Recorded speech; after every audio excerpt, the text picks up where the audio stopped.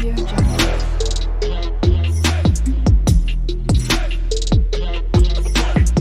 Audio Jungle.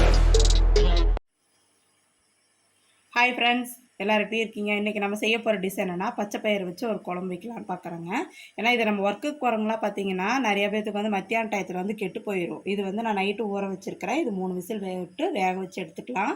இது இந்த மாதிரி மெத்தேடில் செஞ்சு பார்த்தீங்கன்னா ஒர்க்குக்கு போகிறவங்களுக்கு ஈஸியாக பச்சை பயிரெல்லாம் கொண்டுட்டு போகலாம். உடம்புக்கும் ஹெல்த்தியானது. இது கொஞ்சம் டிஃப்ரெண்ட்டாக செஞ்சு பார்க்கலாம். அது எப்படி செய்யலான்னு பார்க்கலாம். வீடியோக்குள்ளே போகலாம். நல்லா வேக வச்சு எடுத்துக்காங்க. நல்லா குழையிற மாதிரி வேக வச்சு எடுத்துக்கணும். கொன்னையாக இருக்கக்கூடாது. நல்லா நைட்டு ஊற வச்சிட்டிங்கன்னா நல்லா மாவு மாதிரி வெந்துடும். அடுத்து பார்த்திங்கன்னா ஒரு வடசட்டியில் 2-2.5 ஸ்பூன் எண்ணெய் ஊற்றிக்கிறேன். இது கொஞ்சம் நல்லெண்ணெய் ஊற்றிக்காங்க, நல்லாயிருக்கும். கடுகு கொஞ்சம் போட்டிருக்கிறேன். சீரகம் 1/4 ஸ்பூன் போட்டிருக்கேன். சின்ன வெங்காயமும் பச்சை மிளகாயும் சேர்த்துக்கலாம். இப்போ அதுவும் இது கூட சேர்த்துக்கலாம். பெரிய வெங்காயம் சேர்த்த வேண்டாம், முடிஞ்சளவுக்கு சின்ன வெங்காயம் சேர்த்துங்க. அடுத்து தக்காளி சேர்த்திடலாங்க. தக்காளி 1 பழம். பூண்டு பார்த்திங்கன்னா 2 பல்லு பூண்டு போட்டுட்டு அதை தட்டி போட்டுடலாம்.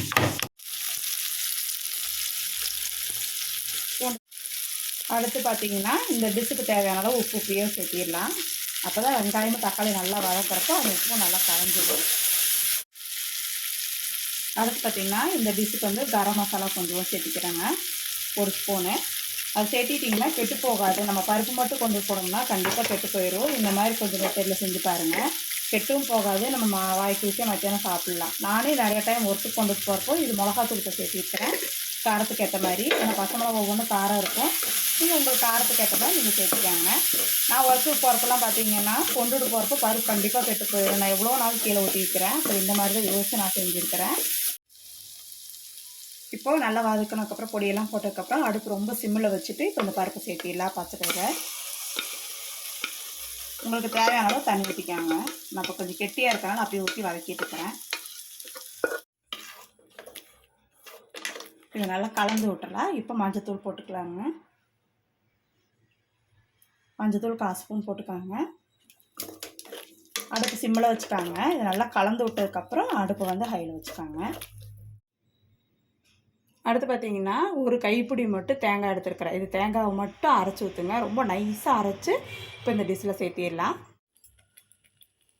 இப்போது நம்ம அரைச்சி வச்ச தேங்காவை இது கூட சேர்த்திடலாங்க. தேங்காய் மட்டும் அரைச்சி ஊற்றுங்க. அது நல்லா நைஸாக அரைச்சிட்டிங்கன்னா நல்லா டேஸ்ட்டாக இருக்கும். இந்த மெத்தடில் நீங்கள் வந்து பச்சை பயிரை செஞ்சு சாப்பிட்டு பாருங்கள். நாள் முழுக்க இந்த பச்சை பயிர் வந்து கெட்டு போகாது. டேஸ்ட் ரொம்ப நல்லாயிருக்கும். கொஞ்சம் டிஃப்ரெண்ட்டாகவும் இருக்கும், ஹெல்த்தியாகவும் இருக்கும் உடம்புக்கும். இப்போது பச்சை பயிர் வந்து நல்லா ஓரளவுக்கு கொதி வர ஸ்டார்ட் ஆகுதுங்க. இந்த ஸ்டேஜில் கொத்தமல்லி தழை தூவிக்கலாம். இப்போ நல்லா கொதி வந்ததுக்கப்புறம் நம்ம இறக்கிடலாம். வேறு ஒரு பாத்திரத்தில் மாற்றிடலாங்க.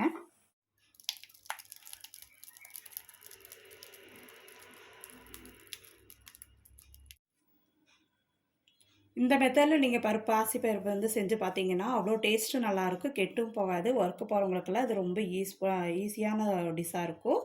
இந்த டிஷ்ஷு உங்களுக்கு பிடிச்சிருந்ததுன்னா உங்கள் ஃப்ரெண்ட்ஸுக்கு ஷேர் பண்ணுங்கள், கமெண்ட்ஸ் பண்ணுங்கள். மறக்காமல் சப்ஸ்கிரைப் பண்ணிவிட்டு பக்கத்தில் இருக்க பெல் பட்டனை கிளிக் பண்ணிக்கோங்க.